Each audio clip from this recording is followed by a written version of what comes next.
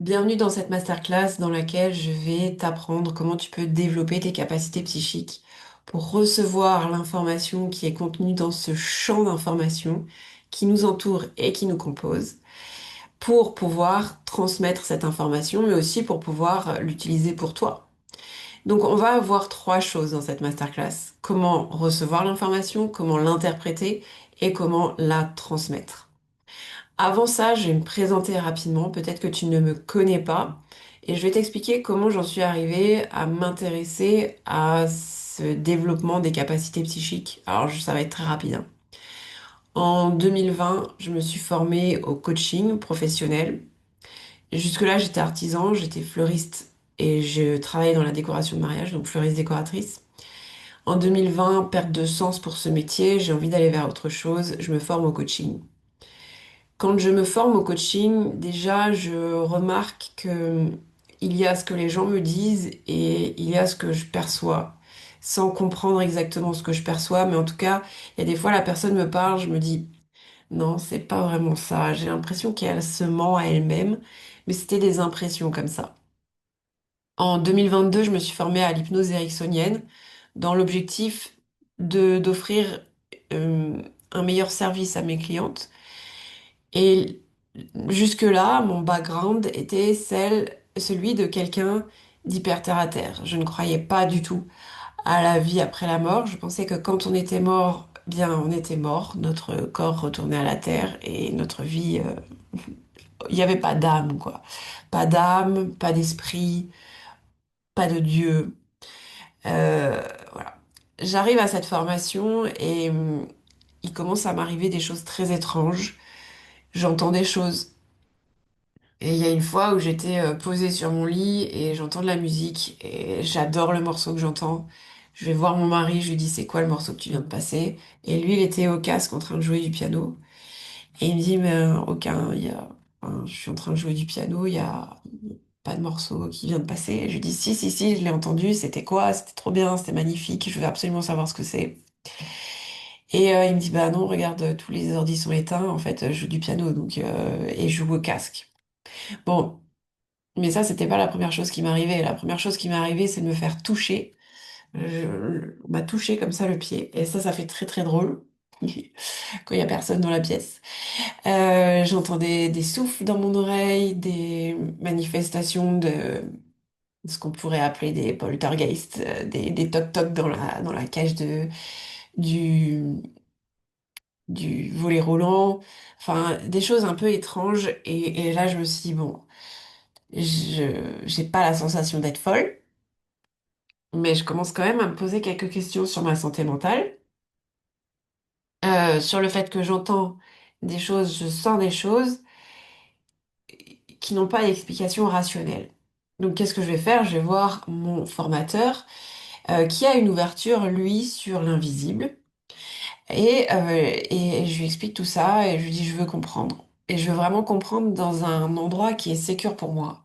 Et pour te dire un petit peu mon niveau de sarcasme à ce moment-là sur tout ce qui est en lien avec l'énergétique, la médiumnité, je dis je veux comprendre dans un cadre où je vais pas, on va pas me demander de danser dans les sens des aiguilles d'une montre autour d'un feu au son du tambour avec une plume dans le cul. Voilà. C'est ce que je lui ai dit, littéralement.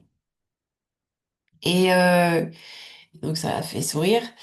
Et il comprenait mon besoin de sécurité parce que dans ce domaine, il y a des choses qui sont pas du tout OK. Et je l'avais expérimenté, moi, parce qu'en voulant comprendre, je m'étais inscrite à un week-end sur 3 jours à la découverte de son âme. Et j'avais vu beaucoup de choses qui n'étaient pas du tout sécures pour moi, qui n'étaient absolument pas OK, qui étaient intrusives. Et je trouvais que le discours de la personne qui nous accompagnait pouvait être dangereux, littéralement dangereux pour des gens qui sont en phase de vie de fragilité. Je pense à des gens dépressifs. Euh, je trouvais qu'il y avait certaines choses qui étaient vraiment dangereuses. On peut pas tout dire à quelqu'un qui est fragile et qui nous croit sur parole. On peut pas tout dire. Il faut faire vraiment très attention à ce qu'on lui raconte. Et puis, il y avait un matin où on était arrivés, on était quinze femmes, et où la médium nous dit, cette nuit, je me suis promenée dans vos vies sexuelles, dans vos vies sexuelles, et je me suis bien amusée. Et tout le monde a rigolé sauf moi, parce que pour moi c'était du voyeurisme, c'était intrusif. De quel droit en fait tu vas voir ma vie sexuelle? Donc j'avais fait cette expérience et j'avais somatisé pendant 15 jours, j'avais hyper mal au genou. Le genou là, le je et le nous étaient pas du tout ok. Donc je me suis promis de plus jamais m'offrir ce genre de cadre. Et mon formateur m'a donc parlé à ce moment-là du Arthur Findlay College, qui est une école de médiumnité à Londres, qui est connue internationalement. Il y a des gens qui viennent du monde entier, du Japon, enfin voilà, il y a du monde entier. Et d'un autre accompagnement qui s'appelle Aura Vision, qui est donné par Isabelle David. Je rentre chez moi et je vais sur Internet et je remarque que la French Week, la semaine française du Arthur Findlay College, est la dernière semaine de mai et que Isabelle David est à Lausanne, puisqu'elle est québécoise. Elle vient à Lausanne pour animer son programme Aura Vision, le niveau 1, début juin. Et là, je me dis, bah, parfait, je vais d'abord aller à Londres et après, je vais aller à Lausanne. Et entre les deux, je vais passer en Alsace puisque je suis alsacienne. Donc, je réserve mon billet d'avion puisque je vis à La Réunion. Et me voilà prête à aller au Arthur Findlay College et pour faire ce programme Aura Vision. Ça, c'était en novembre 2022. En mai 2023, au moment où je dois décoller pour aller au Arthur Findlay College, je ne sais plus du tout pourquoi j'y vais en fait. Ça n'a pas du tout de sens. J'ai vécu une grosse période sans avoir de manifestation aucune. Euh, je vais au Arthur Findlay College, je me dis mais qu'est-ce que je vais faire là-bas? Je suis pas médium, j'entends pas de mort, je vois pas de mort. Je vais me retrouver au milieu de plein de médiums, je vais être nulle, ça va être l'horreur. Qu'est-ce que je vais faire là-bas? À tel point que dans le train qui me mène de Paris à Londres, je déclenche une cystite. À tel point, j'ai tellement peur que voilà, que je déclenche une cystite. J'arrive au Arthur Findlay College et les premiers exercices, je suis juste étonnée. Je n'en reviens pas. Je découvre mes capacités. Je découvre qu'elles sont présentes. Elles sont là. Que l'information que je reçois est hyper qualitative en quantité et que c'est facile. Alors là, c'est un petit peu la révélation. Je me découvre en fait. Je découvre quelque chose sur moi que je ne savais pas. Et c'est magique, c'est vraiment magique. Et en plus de ça, j'enchaîne après la semaine Auravision à Lausanne, où là, je continue à développer cette médiumnité psychique et je me rends compte à quel point c'est facile d'avoir de l'information. C'est facile d'avoir de l'information, un peu moins facile de l'interpréter et encore un peu moins facile de la transmettre. Donc c'est pour ça que ces trois points que je vais te délivrer aujourd'hui sont importants. Il y a tout le monde qui arrive à recevoir de l'information. Il y a moins de monde qui sait l'interpréter et encore moins de monde qui sait la transmettre dans le respect de la personne qu'elle a en face d'elle. Alors qu'est-ce que c'est la différence entre médiumnité psychique et médiumnité de contact? La médiumnité de contact, c'est je suis en contact avec une entité qui est de l'autre côté. On n'est pas sur le même plan, elle et moi. Moi, je suis sur le plan de la matière, elle est sur le plan de l'immatériel, donc c'est un esprit. C'est un défunt. Quand je suis en contact avec ce défunt, eh bien, quand je pose des questions, c'est ce défunt qui me répond, et moi, je vais pouvoir transmettre ces messages en tant que médium à mon consultant. Ça, c'est la médiumnité de contact. Je suis en contact avec quelqu'un comme si j'étais au téléphone avec toi, sauf que là, je suis au téléphone avec un défunt. La médiumnité psychique est différente dans le sens où tout ce qui nous entoure est information. Tout ce qui nous entoure est composé d'énergie. Tu es composé d'énergie, ce stylo est composé d'énergie, cette plante qui est dans mon jardin est composée d'énergie, et tout ce qui est énergie est information. Énergie et information, c'est finalement la même chose. Quand j'utilise mes capacités psychiques, je me sers de cette information qui est à ma disposition dans ce champ d'information, que j'appelle le champ, moi, très simplement. Il y en a d'autres qui vont appeler ça l'akasha, l'éther, l'inconscient collectif. Il y en a plein des mots pour ce champ. Le champ quantique. Moi, je vais rester le champ d'information que j'abrège par champ. Dans ce champ, il y a toutes les informations d'une personne, d'un lieu, d'un animal, d'un objet, d'une plante, de tout ce qui fait notre réalité du quotidien. Les informations que je peux avoir sont celles de passé, des passés, mes passés, de mon passé, de cette vie-ci, de mon présent et aussi de mes potentiels futurs. Puisque le futur, c'est comme s'il y avait plusieurs lignes temporelles. En fonction de ce que je fais aujourd'hui, je vais vers un futur. Mais si je change quelque chose dans ce que je fais aujourd'hui, hop, je switch sur une autre ligne temporelle et c'est un autre futur que j'écris. Donc il y a tous ces futurs possibles qui sont dans ce champ aussi.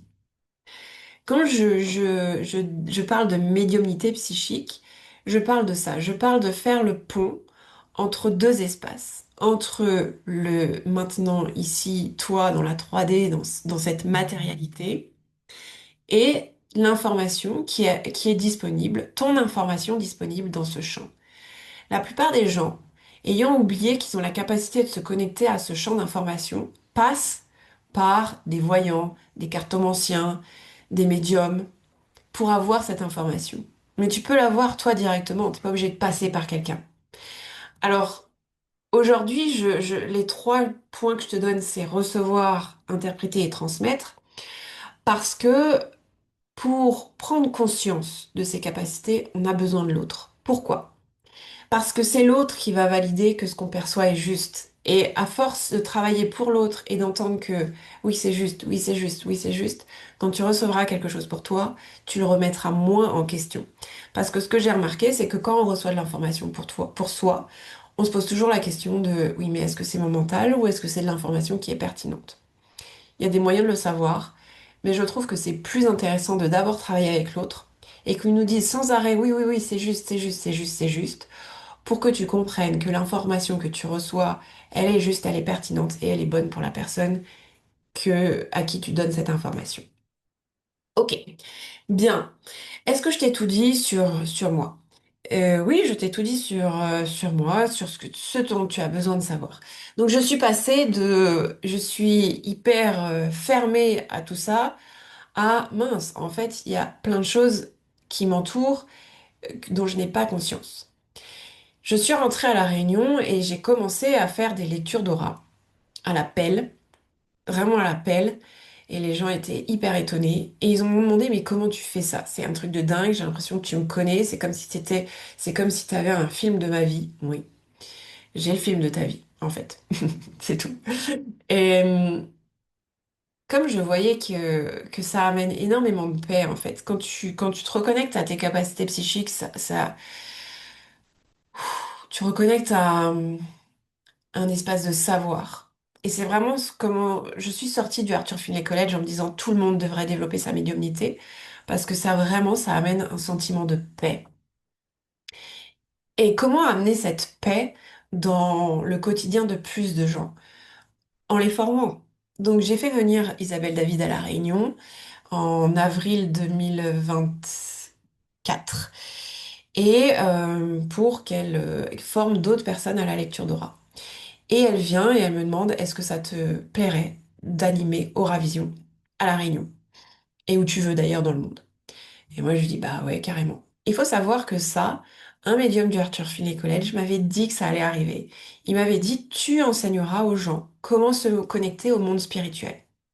Et moi je l'avais regardé en me disant mais qu'est-ce qu'il me raconte? Il y a 3 jours je savais même pas que j'avais ces capacités-là.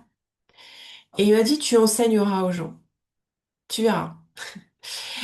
Donc, et quand quelqu'un te proposera une opportunité, ça veut dire que tu as les capacités d'aller au bout de cette opportunité. Après, tu choisis d'y aller ou pas, ça c'est ton libre arbitre. Donc Isabelle me propose d'animer son programme, et je me rappelle ce que m'avait dit Andrej, et je dis ok, bah ouais, carrément. Me voilà donc formatrice d'Euravision 1, qui est une méthode, c'est une méthode. C'est vraiment c'est la méthode d'Isabelle pour aller développer ses capacités psychiques en se connectant à l'aura d'une personne. C'est une méthode. Donc, depuis, j'ai formé plus d'une centaine de personnes à développer ces capacités psychiques via ma méthode. Et j'ai formé 16 personnes en présentiel à La Réunion l'année dernière, en 2025, euh, via la méthode d'Isabelle David, qui est la méthode Aura Vision. Dans cette masterclass, et ce que je te partage, c'est bien sûr un condensé de toutes les expériences que j'ai pu faire au cours de ces dernières années. Donc la première étape, c'est recevoir l'information. Il faut savoir que l'information, tu la reçois absolument tout le temps. Tu es toujours connecté à cette information. Maintenant, on a oublié comment y prêter attention. Parce que on nous a ramené tout au long de notre éducation à des choses qu'on peut vérifier, à du tangible, à du matériel, à du il faut, à du tu dois, etc. Mais cette information est toujours disponible et il n'y a pas d'élu de OK, cette information, tu peux la recevoir, toi tu as droit, ah non, toi tu as pas droit. Alors l'information, on la reçoit pas tous de la même façon et on reçoit pas tous la même qualité d'information. Il faut savoir que plus on va nettoyer nos croyances, plus on recevra d'informations. Il faut savoir aussi que cette information, plus on s'y connecte, plus elle va elle-même nettoyer nos croyances. C'est-à-dire que moi, j'avais la croyance qu'après la mort, il y avait strictement rien. Plus je m'ouvre et plus je me rends compte que, ok, non seulement il y a des choses après la mort, mais en plus de ça, il y a des élémentaux. C'est-à-dire qu'il y a des esprits de la nature. Ça, tu m'aurais dit ça il y a 2 ans, je t'aurais rigolé au nez, je t'aurais dit, mhm, bien sûr, les elfes, les nains, les... Ouais, d'accord. Mais oui, il y a des esprits de la nature. Donc en fait, plus tu vas explorer, plus ça fait évoluer tes croyances. Mais il faut être prêt à perdre ces croyances-là. Donc ça, c'est aussi un travail sur soi. Recevoir l'information est disponible à tout le monde. Tout le monde peut le faire. Comment est-ce qu'on reçoit l'information? On a un véhicule pour recevoir cette information qui est notre corps. On va recevoir l'information via nos sens, via les sensations.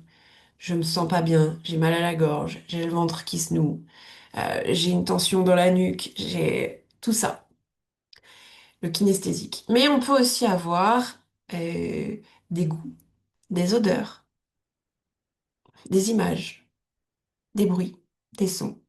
Un petit peu comme si tu rêvais en fait, parce que là, tu vas pas voir quelque chose devant toi, et tu vas dire je vois, parce que c'est vraiment comme si tu rêvais. Il y a une image mentale. J'entends, pareil, comme si tu rêvais, j'entends quelque chose. Alors parfois, tu peux entendre vraiment, hein, c'est un vrai bruit, c'est-à-dire qu'il y a vraiment quelque chose qui se passe à l'extérieur. Euh, Quand tu recherches de l'information, la première chose à faire, c'est de faire une demande. Parce que, imagine, je te file toutes les encyclopédies disponibles dans le monde entier. Et je te dis, voilà, je veux recevoir de l'information. Tu es face à des milliers d'encyclopédies. Tu commences par quoi en fait? Donc la demande, ça va permettre de diriger ton attention sur des points spécifiques, précis dans ce champ d'information. Puisque dans ce champ d'information, il y a toutes tes vies passées, il y a tout ton transgénérationnel, il y a toute ta vie, il y a tes futurs possibles. Imagine la quantité d'informations. Donc la première chose à faire quand tu veux recevoir de l'information, c'est poser une demande. La demande peut être en lien avec tout et n'importe quoi, la relation de couple, la relation à l'argent, le travail, le pro, le perso, relationnel, tout, tout, tout. Mais il faut une demande. Cette demande ne doit pas être contextualisée. C'est-à-dire que si tu fais ça pour quelqu'un d'autre, il faut que tu lui dises ta demande doit être la plus brève possible. À savoir, par exemple, est-ce que c'est l'homme de ma vie? Bon, j'aime pas du tout cette question parce que c'est une mauvaise question. Euh, mais c'est le genre de question que vont me poser les gens. Moi, je préférerais une question du type, qu'est-ce que j'ai à explorer dans cette relation? Qu'est-ce que cette relation me permet d'explorer? Plutôt de, est-ce que c'est l'homme de ma vie? Parce que tu peux rester toute ta vie avec quelqu'un qui n'est pas l'homme de ta vie, c'est-à-dire que ça va être galère toute ta vie, mais tu resteras toute ta vie avec cette personne. Donc c'est plutôt, ok, qu'est-ce que j'ai à explorer? Est-ce que ça me permet Oui, ça te permet de grandir, c'est sûr, mais dans le futur, est-ce que c'est positif, etc. Là, on peut aller explorer des choses. Mais on veut pas de contexte. On veut pas savoir depuis quand tu es avec cette personne, s'il est blond, brun.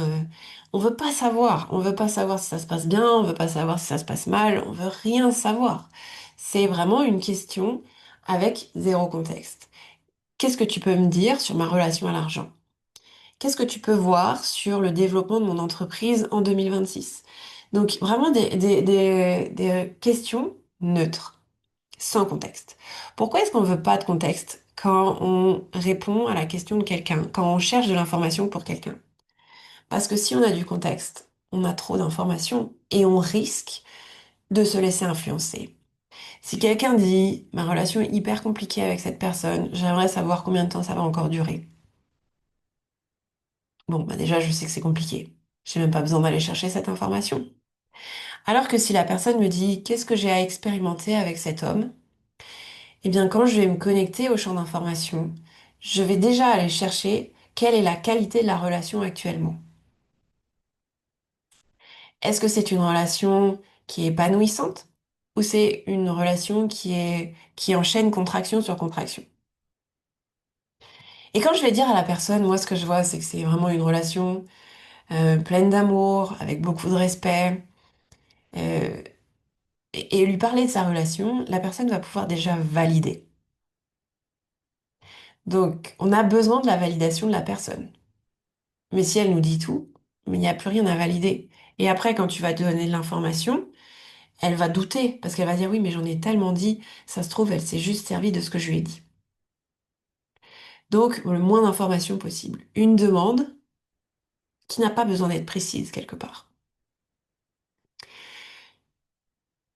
Ça, c'est la première étape, une demande. Que ce soit recevoir de l'information pour quelqu'un d'autre ou que ce soit recevoir de l'information pour toi, c'est pose une demande, sans contexte. Alors pour toi, c'est plus difficile parce que toi, crois avoir tout le contexte. C'est pour ça que commencer avec les autres, c'est toujours plus facile. Deuxième étape, c'est de prendre le temps de se poser, vraiment de se poser, de s'ancrer. Donc tu peux imaginer que tu te connectes au sol, que tu connectes tes pieds au sol, et d'ouvrir le canal. Donc ça peut être je me connecte au sol, et j'imagine que mon énergie s'ouvre, ou j'imagine que j'envoie mon énergie vers le ciel, que j'expanse mon énergie, je me concentre sur l'énergie du cœur, et j'expanse tout autour de moi. Et moi j'aime bien me présenter à l'énergie de la personne. J'aime bien lui dire, voilà, je m'appelle Léa, euh, je viens travailler sur la question que tu m'as posée, et je te remercie de me laisser accéder à l'information dont tu as besoin. Donc je me présente vraiment, et je présente mes intentions. Je précise que mes intentions sont celles de répondre à sa question, de lui apporter de l'information qui est pertinente, qui est juste et qui est bonne pour elle aussi. Parce que il y a des choses, la personne s'en protège, peut-être qu'elle doit s'en protéger encore un peu. Donc je précise que je veux l'information qui est pertinente, juste et bonne pour elle, mais aussi bonne pour moi. Parce que peut-être qu'en allant chercher de l'information pour l'autre, ça va venir réveiller des choses pour moi qui sont douloureuses. C'est pas l'objectif. Donc il y a la première étape, la demande. La deuxième étape, c'est cette connexion. Tu peux le faire, tu peux prendre le temps, maintenant d'ailleurs, euh, de te poser, d'imaginer que tu envoies ton souffle vers les pieds, puis vers le haut de ta tête, que tu expanses ton énergie et que tu te présentes à l'énergie de la personne avec qui tu veux travailler. Sachant que comme il y a une demande, la personne est au courant qu'on va travailler sur elle. On ne travaille pas sur quelqu'un qui ne nous a rien demandé. Sinon, ça s'appelle du voyeurisme. C'est pas du tout dans mon éthique. Quand j'ai fait cette demande, quand je me suis présentée à l'énergie de la personne, quand j'ai présenté mes intentions à cette énergie, je vais simplement observer tout ce qui se passe pour moi. Donc c'est un temps d'observation.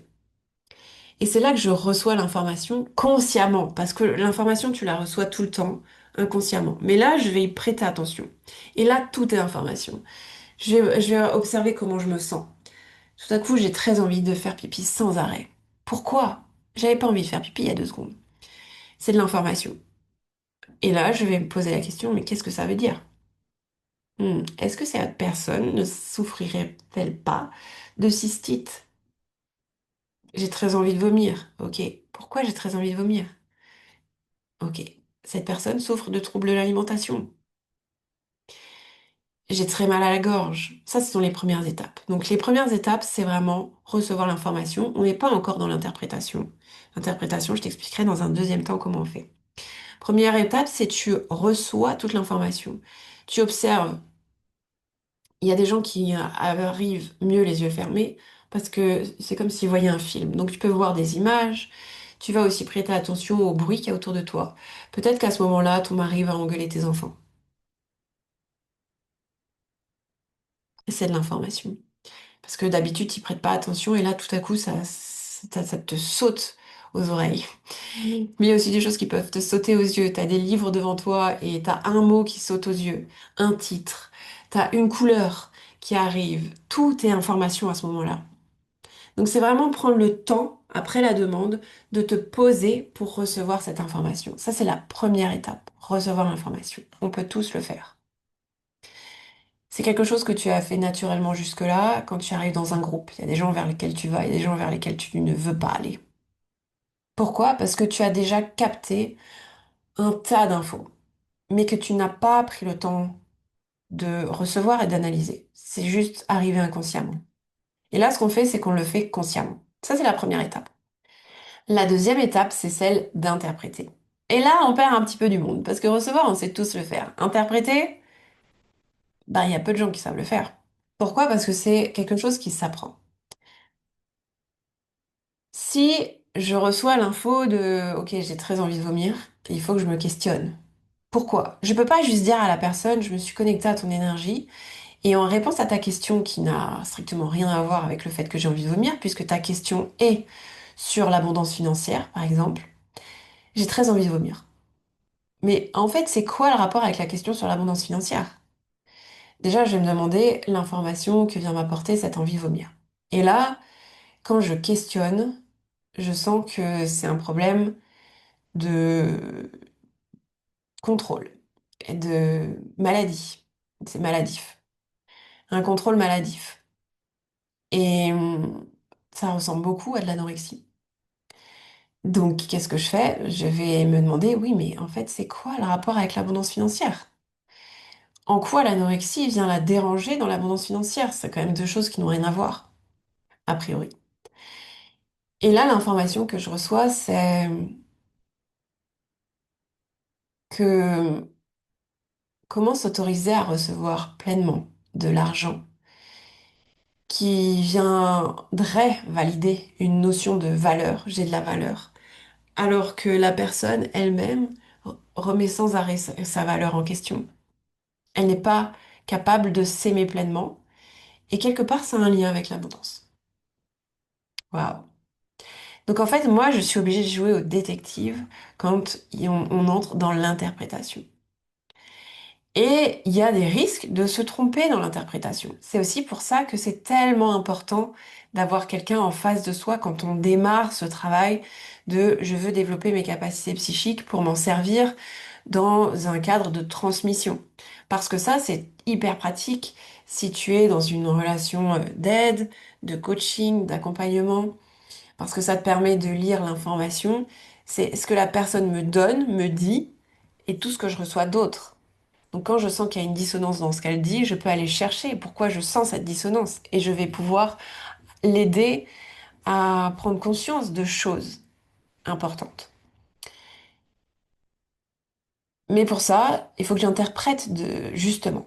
Et c'est dans l'interprétation qu'il y a déperdition d'informations. C'est comme quand on interprète un interprète d'une autre langue, quand on passe du français à l'anglais, bah, il y a des mots en français qui sont difficilement euh, j'entends translate, mais oui, et qui sont difficilement transmutables, je trouve pas le mot français là, qui sont difficilement, qui sont difficiles à interpréter en anglais, et inversement pour l'anglais. Il y a des mots qui perdent de leur puissance quand tu les passes de l'anglais au français, c'est terrible. Mais c'est exactement la même chose L'information que tu reçois, elle est hyper riche, mais dès que ça passe par la bouche, on perd de l'information parce que le langage est tellement pauvre par rapport à toute l'information que tu reçois. Et aussi parce que parfois, tu interprètes mal. Euh, tu vas ressentir un balancement dans le corps, tu vas pas faire attention au balancement dans le corps. Tu vas dire, bon, j'ai ressenti un balancement dans le corps, c'était pas important. J'ai entendu un morceau de musique, mais c'est pas important. Mais si, tout est information, c'est important.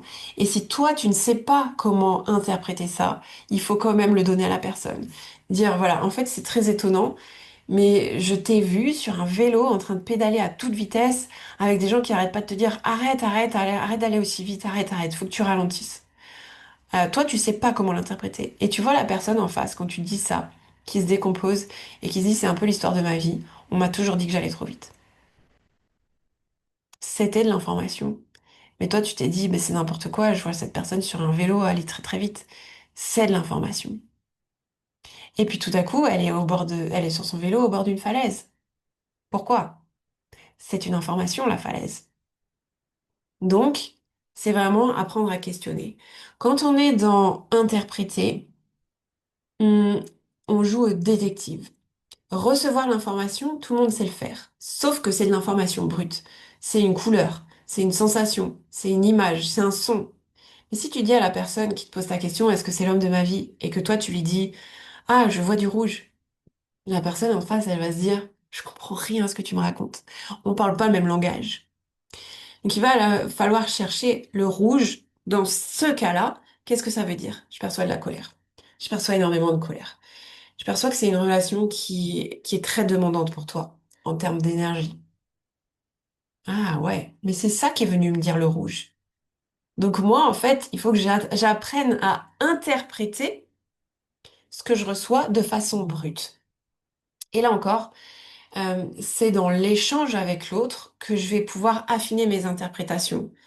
Ah, quand je vois du rose, c'est la douceur. Mais il y a tellement de roses différents. Alors quand je vois du rose fuchsia, c'est plutôt la main de fer dans le gant de velours. Et quand je vois du rose très très pâle, alors je sais que je suis face à une personne qui, dans cette vie-ci, rencontre énormément de problématiques parce que c'est quelqu'un qui ne comprend rien à la méchanceté. Et le monde pour elle est hyper dur. Mais ça, faut le développer, ça s'apprend. C'est vraiment un apprentissage. Donc ça, c'est la deuxième étape. Ça va être d'interpréter. Quand je reçois, ensuite, je joue au détective. Je ne me contente pas juste de l'information que je reçois, à savoir, j'ai la gorge, j'ai le machin, j'ai le truc. C'est non. Je vais aller plus loin. Je vais poser des questions. J'ai mal à la gorge. Ok, je me connecte à ce mal de gorge. Et je vais chercher pourquoi, qu'est-ce que vient m'apprendre ce mal de gorge. Il y a d'autres choses. Tu peux percevoir un mal de genou, tu peux voir des animaux. Ben dans ce cas-là, tu peux aussi prendre Google et taper signification symbolique de mal au genou en médecine chinoise par exemple, ou symbolique de la chouette. Et tu lis et il y aura des choses qui vont pas du tout te parler et il y a des choses qui vont ressortir comme ça. Tu vas dire, ah ouais, ça oui, ça c'est de l'information pour la personne avec qui je travaille. Très bien. Donc ça, c'est la deuxième étape. La troisième étape, ça va être celle de transmettre. Et c'est là que ça se complique. Parce qu'il y a beaucoup de gens qui pensent que quand on a une information, c'est qu'on doit la donner. Moi, je te dis pas forcément. Parce que tu as de l'information brute, elle est brute. Si tu donnes l'information comme tu la reçois, ça peut être très violent pour la personne qui est en face de toi. Donc la première des choses, c'est est-ce que la personne t'a demandé quelque chose? Si elle ne t'a rien demandé, tu ne donnes pas l'information. Et là, je vais te parler d'un cas concret. J'étais relativement jeune, j'étais beaucoup plus jeune. Je devais avoir 25 ans. Euh, je me suis fait mal au genou et on m'a conseillé d'aller voir une magnétiseuse. Alors, je me suis laissée tenter parce que mon père avait vu une magnétiseuse sur Strasbourg. Il m'a dit, c'est dingue, je comprends pas comment ça marche, mais en tout cas, ça a marché. Alors, je me suis dit, ok, très bien, je vais tester. Et donc, effectivement, elle fait des trucs sur mon genou avec sa main et tout ça. Et en même temps, elle me dit, alors je vois qu'il y a quelqu'un de votre famille qui va être très malade et il va falloir que vous appreniez à prendre du recul. Vous ne pouvez pas gérer sa maladie, etc. Bon, très bien. Ok. Que vous avez une amie, ce n'est pas une vraie amie. Vous devez faire très attention à ce que vous lui dites. Je suis ok. Génial, l'info. Et puis, l'homme avec qui vous êtes, c'est pas l'homme de votre vie, là, pour le coup. Et vous allez rencontrer quelqu'un de blond qui est plutôt instable, et après, quelqu'un de brun. Et lui, ce sera vraiment l'homme de votre vie. Moi, j'ai rien demandé, en fait. Puis après, elle m'a mis de l'eau de lourde sur le genou. Alors là, c'était le truc de trop, là. Parce que ça n'entrait pas du tout dans mon système de croyance. Donc je suis sortie en lui disant, de toute façon, j'y crois pas du tout à ce que vous venez de me dire. Elle me dit, pourtant, ça, c'est ce qui va se passer. Avec le recul, c'est ce qui s'est passé. Mais moi, j'avais rien demandé. Rien. Donc je suis sortie de là choquée. Et j'étais pas bien. Mais j'étais pas bien pendant quelques jours. Choquée. Pourquoi? Parce que plusieurs choses. Elle m'avait rien demandé. Et en plus de ça, l'eau de Lourdes, ça ne faisait pas du tout partie de mon système de croyance. Quand tu parles à quelqu'un en lui disant des choses qui ne font pas partie de son système de croyance, il y a de fortes chances qu'il se braque. Et l'information, elle va pas passer. Donc, transmettre, c'est un art, c'est un vrai travail. C'est déjà, ok, la personne en face de moi, qu'est-ce qu'elle est prête à entendre? Et ça demande un peu de finesse.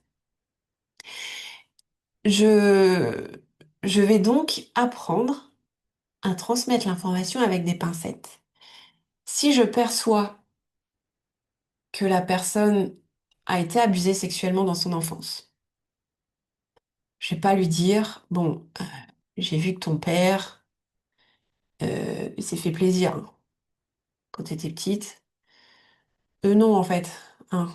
Je vais vraiment faire attention parce que peut-être que la personne s'en souvient pas. Mais si j'ai eu l'information, cette information, c'est parce que elle permet de répondre à sa demande. Par exemple, pourquoi est-ce que je trouve pas l'homme de ma vie? Pourquoi est-ce que j'arrive pas à construire une relation durable? Il y a ça qui arrive. Ben, c'est de l'information qui est hyper pertinente. Donc je vais plutôt demander, est-ce que tu te souviens si dans ton enfance, il y a un adulte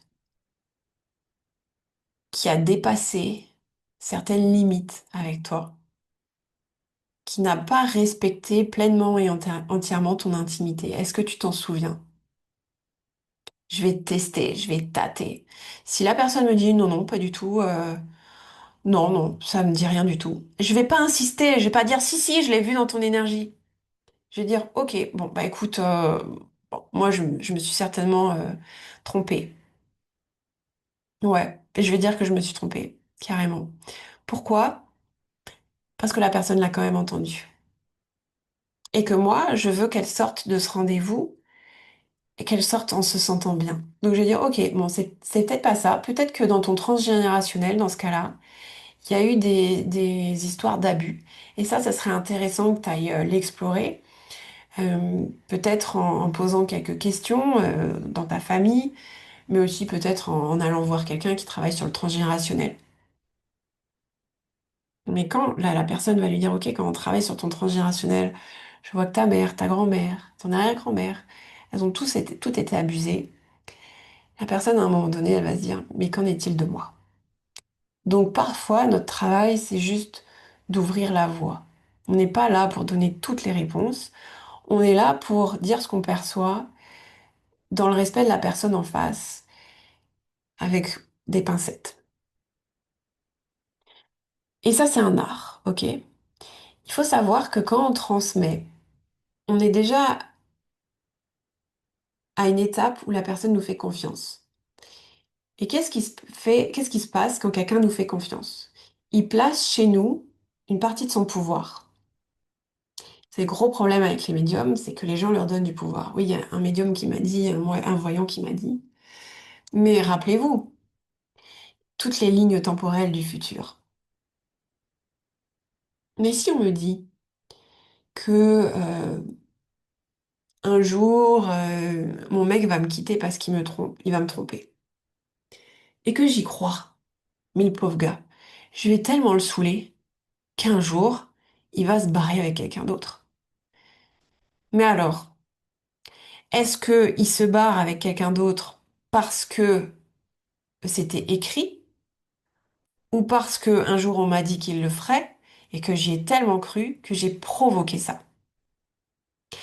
Donc, il faut faire très attention quand on transmet à rappeler à l'autre que c'est lui qui a le pouvoir. Parce qu'il y a des gens qui vont te demander, mais c'est quand que j'ai rencontré l'homme de ma vie? Et là, plutôt que de répondre, c'est dans 2 mois, dans 3 mois, dans 6 mois, c'est de quoi est-ce que cette personne a besoin pour pouvoir rencontrer quelqu'un avec qui elle va pouvoir cheminer et avancer et progresser. Donc on va chercher plutôt des ressources qu'elle peut activer, plutôt que de répondre bêtement à sa question. Parce que sinon, dans 2 mois, le premier mec qu'elle va rencontrer, elle va dire, voilà, c'est lui. Léa, elle m'a dit que dans 2 mois, je vais rencontrer quelqu'un. Ben non, c'était pas la bonne personne. Il fallait attendre 2 mois et 3 jours. Ok. Donc, faut faire très attention au moment où on transmet parce que on peut influencer le consultant et c'est pas notre objectif. Notre objectif, à nous, en tant qu'accompagnant, en tant que coach, en tant que médium, en tant que mentor, enfin peu importe en fait comment tu te définis. Notre objectif, c'est que la personne aille vers ce qu'il y a de mieux pour elle, mais qu'elle y aille elle, pas que ce soit toi qui la ramène là-bas. C'est pas toi, t'es pas sauveur de la planète en fait. C'est la personne, c'est lui donner son plein pouvoir et sa pleine responsabilité de ce qu'elle va expérimenter, de ce qu'elle crée pour elle. Donc, on a besoin de lui rappeler son pouvoir. Et au moment de transmettre, c'est là où ça se joue. C'est, moi, j'ai perçu des choses dans ton énergie que tu viens valider. Maintenant, le libre arbitre t'appartient. Voici ce que je perçois. Mais toi, tu peux changer les choses. Ça veut dire que si ce que je te raconte ne te convient pas, tant mieux, parce que tu vas pouvoir ajuster pour que ça te convienne. Si ça te convient, parfait, mais ça va quand même te demander d'ajuster des choses, parce que ce que tu expérimentes aujourd'hui, c'est le résultat de tes actions passées. Mais si tu continues comme ce que tu fais aujourd'hui, il n'y a rien qui va bouger positivement, possiblement. Donc on va amener plutôt la personne sur des ressources. Et ces ressources, elles peuvent être hyper simples. Ça peut être notamment, je perçois qu'il y a un grand besoin de nature, de reconnexion à la nature. On sous-estime tellement l'effet de la nature. Et parfois, ça peut juste être ça, dire à la personne, tu sais, t'as besoin de mouvement, t'as besoin de te reconnecter à la nature, t'as besoin de sortir de chez toi, t'as besoin de voir des gens, t'as besoin... Ça peut être juste ça, la ressource. Parfois, ça peut aussi être, ok, là, dans l'état de détresse dans lequel tu es aujourd'hui, tu as besoin d'aide. Est-ce que tu as déjà pensé à te faire accompagner par un psy? Parce que à un moment donné, les lectures d'aura, les lectures d'annales akashiques, les lectures de tarot, ça va pas régler ton problème en fait.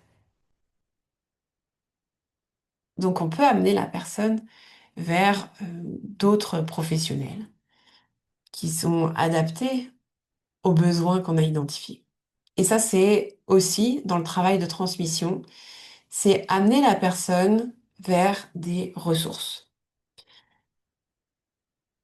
Donc attention à ta posture à ta posture quand tu transmets l'information. On n'est pas gourou et on n'a pas toutes les réponses. Parce qu'il faut savoir qu'on a accès, nous, qu'à une partie de la réponse. On reçoit ce que la personne a besoin de recevoir. On n'a pas accès à tout.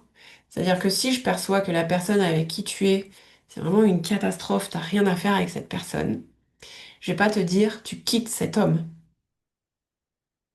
Je suis qui, moi, pour dire ça? Parce qu'en fait, peut-être que c'est écrit dans ton plan de vie que cet homme-là, tu dois le rencontrer jusqu'à ce qu'il te tabasse à mort.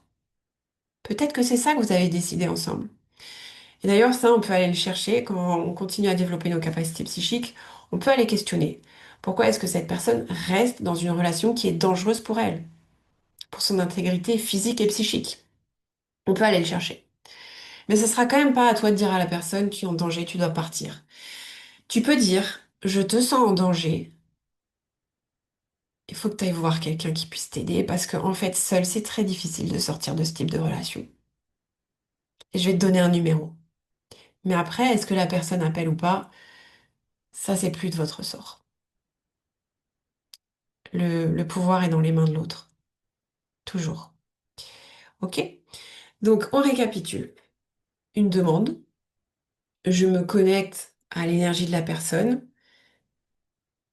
je prends le temps de recevoir l'information. Dans ce temps de réception de l'information, absolument tout est information. Un bruit à l'extérieur, quelque chose qui attire mon regard, une sensation physique, une envie soudaine de prendre un stylo vert alors que j'écrivais en rouge ou en bleu. Tout est information. Et ensuite, je vais questionner. Ok, j'ai envie de prendre un stylo vert alors que j'écrivais en rouge. Pourquoi le vert? Qu'est-ce que ça vient m'apprendre?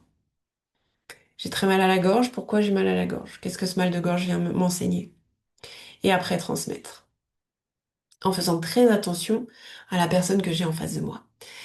C'est dans cette logique que tu vas pouvoir développer tes capacités parce que c'est vraiment dans le rapport à l'autre qu'on développe ses capacités. Et après, tu peux les utiliser pour toi très facilement. C'est-à-dire que moi, je peux poser une question et j'ai la réponse. Libre à moi de l'écouter ou pas. Parce que je conserve mon libre arbitre, même si j'ai accès aux réponses. Voilà. Alors, comment est-ce que tu peux faire pour développer ces trois compétences, recevoir, interpréter et transmettre, alors que tu ne sais pas comment faire et que tu n'as pas forcément des personnes avec qui expérimenter? Eh bien, c'est là que j'ai quelque chose à te proposer. Ça s'appelle La Clé. C'est un programme sur 4 mois, en ligne. On se retrouve sur Zoom tous les 15 jours. Et tous les 15 jours, on va aller explorer ses capacités psychiques en groupe. Parce que tu l'as bien compris, c'est auprès des autres qu'on peut comprendre, développer et prendre des risques en fait. Parce qu'on devient meilleur médium quand on prend des risques, quand on ose prendre un risque. Par exemple, je perçois qu'il y a une perte d'enfant et que cet enfant était un petit garçon. Je ne sais pas comment je le sais, mais je sais que je sais. Je ne saurais pas si c'est juste tant que je ne l'ai pas délivré à l'autre personne. Je perçois ça. Est-ce que c'est juste? Oui. Là, si c'est pas juste, c'est non. Hein, la personne, elle sait quand même si elle a perdu ou non un enfant et si c'était un garçon ou une fille. Donc, prendre des risques. Et dans un endroit qui est safe pour toi.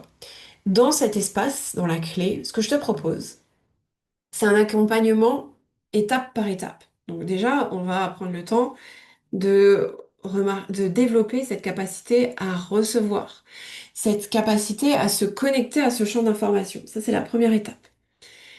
En groupe, dans un cadre qui est sécure, avec ouais, vraiment un cadre de sécurité pour chacun des participants et chacune des participantes. La deuxième étape, ça va être de comment est-ce que je vais interpréter. Et quand je vais commencer à interpréter, je vais aller me balader dans le transgénérationnel. Donc, comment est-ce que je fais avec ce transgénérationnel pour aller chercher de l'information? Donc, on va aussi aller explorer ça. On explorera rapidement le contact défunt. C'est pas le sujet de la clé, simplement quand tu développes tes capacités psychiques, c'est aussi plus facile d'entrer en contact avec les défunts. Alors si toi, le contact défunt, c'est pas ton truc, sache que je ne t'oblige à rien et que t'es pas du tout obligé de le faire. Tu peux aller chercher de l'information sur des défunts dans le champ. T'es pas obligé d'être en contact avec un défunt. L'information reste présente dans le champ. Donc si quelqu'un te demande, ok, euh, voilà, j'ai toujours voulu savoir si mon père, ce que pensait mon père de ce que je fais, mais il est parti, donc je veux savoir. Bah, en fait, cette information, elle est dans le champ. T'es pas besoin d'appeler le papa pour communiquer avec lui. Donc, on fera un contact défunt. Ce sera le sujet d'une séance. Ce sera assez rapide. Bref, on va aller vraiment explorer tout ce qui est en lien avec l'interprétation. Au moment où, quand tu cherches l'information, au moment où tu développes cette information, parce que c'est le plus gros du travail. Recevoir l'information, c'est vraiment facile. L'interpréter, c'est aller chercher. Donc là, ça peut prendre du temps d'aller chercher. C'est vraiment là que ça se joue sur la qualité de l'information que tu vas transmettre. Donc on va vraiment développer ça. Et comment est-ce qu'on va développer ça? En travaillant en groupe. Donc pendant nos sessions, tous les 15 jours, on travaillera en groupe, il y aura des exercices de groupe. Mais en plus de ça, entre les sessions, je vous proposerai des travaux en binôme. Donc, tu pourras, avec une personne du groupe, tester des choses. Et enfin, on va apprendre à transmettre. Et là, non seulement tu transmettras dans le groupe ce que tu perçois, mais je vous ferai travailler avec des gens que vous ne connaissez pas pour vous entraîner à connecter à l'information de quelqu'un que tu ne connais pas. Voilà, tu as juste son nom, son prénom, même pas son nom, tu as juste son prénom. Et tu vas aller chercher de l'information, tu vas l'interpréter et ensuite la lui transmettre. Et enfin, le grand final, ce sera la dernière session, ce sera une session live qui sera ouverte à tous et à toutes, où là, tu vas transmettre en live devant des gens. Alors là non plus, si tu veux pas le faire, tu le fais pas. Mais il faut savoir que n'importe qui peut te poser une question et tu peux répondre de façon instantanée quand tu as compris comment ça fonctionne de te connecter à tes capacités psychiques.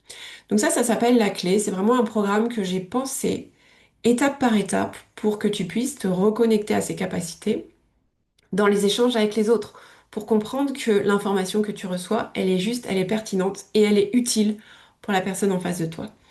Quand tu sais le faire pour les autres, tu sais le faire pour toi. C'est déjà prendre confiance, conscience de ses capacités et enfin confiance en tes capacités pour que quand tu cherches l'info pour toi, tu dises oui, je sais que c'est juste, puisque quand je perçois pour les autres, c'est juste. Ça, c'est la clé. On commence le 2 février, tous les 15 jours. C'est une version bêta, la version que je propose là. C'est la première fois que je fais ce programme. Donc, il est à 1 000 euros. Il est payable en une fois, deux fois ou quatre fois. Et comme c'est la version bêta, c'est un tarif préférentiel. Il faut savoir que j'ai un programme qui est vraiment défini. Je te mets un lien sous cette vidéo pour que tu puisses aller voir le programme.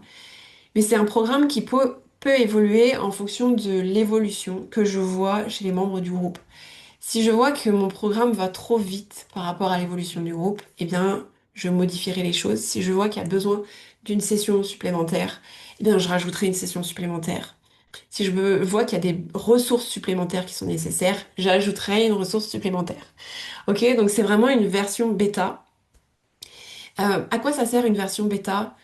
Je sais parfaitement ce que je peux t'apporter. Donc je suis pas en train de te dire je ne sais pas si ça va marcher pour toi. Ça va marcher pour toi, c'est sûr. J'ai suffisamment d'expérience dans l'accompagnement de personnes, dans l'accompagnement pour développer ces capacités, que je sais que ça va fonctionner. La version bêta, c'est moi tester un format que je n'ai encore jamais testé, voir si ce que j'ai imaginé est parfaitement adapté pour pouvoir ensuite le vendre à plus de monde à un tarif plus élevé. Donc la version bêta, c'est un moment un peu particulier avec des échanges où je suis très attentive à ce qui se passe pour chaque personne, pour le groupe, etc., pour pouvoir ajuster pour que après, pour toutes les autres sessions, ça roule tout seul. J'ai plus d'efforts à faire moi de mon côté. Mon programme est fait et je réplique pour les autres. Mais là, c'est vraiment, ok, je vois que là, je pourrais ajuster, je pourrais amener ça, je pourrais ajouter ça, je pourrais rajouter ceci, ou que ça, finalement, c'était pas pertinent, je le referai pas. Voilà.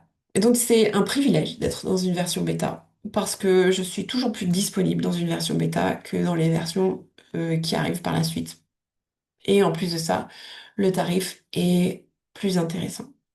Si tu as des questions sur la clé, eh bien, je t'invite à me contacter, que ce soit par mail ou directement sur Instagram. Bien sûr, il y a des replays de chaque session.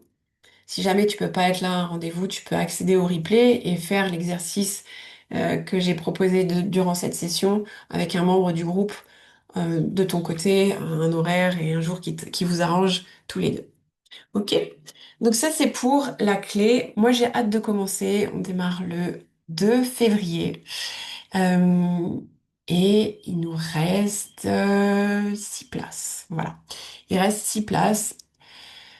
Je pense que j'ai tout partagé. J'espère que ça t'a été utile, que même si tu nous rejoins pas dans la clé, que tu auras appris des choses sur comment te reconnecter à cette capacité que tu as de recevoir, de percevoir de l'information et de l'utiliser pour toi, mais aussi pour les autres. Je te dis à très très vite. Ciao.